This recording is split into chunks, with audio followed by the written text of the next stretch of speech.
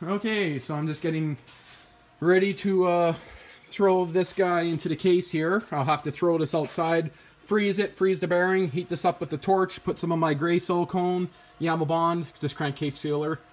But I just checked all the synchronizers. Every one of them's in spec. Everything's moving the way it should. It goes into every gear. I'll kind of show that, old man. Here, hold the camera.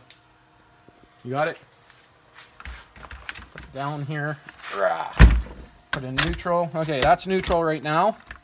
Everything's in neutral. Start off with, that's first gear.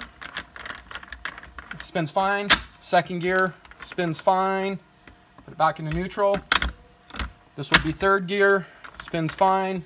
Fourth gear, spins fine. Put it back into neutral. And then this is the reverse gear idler. So everything there is good on it. Was that even in frame? Yeah? Okay. You say it was in frame? Did you fart? No. Oh, it smells like fart. Ugh. You got a message over you in that, but that's okay. Okay. So I'll throw this all together and yeah, maybe I'll get this going sooner or later.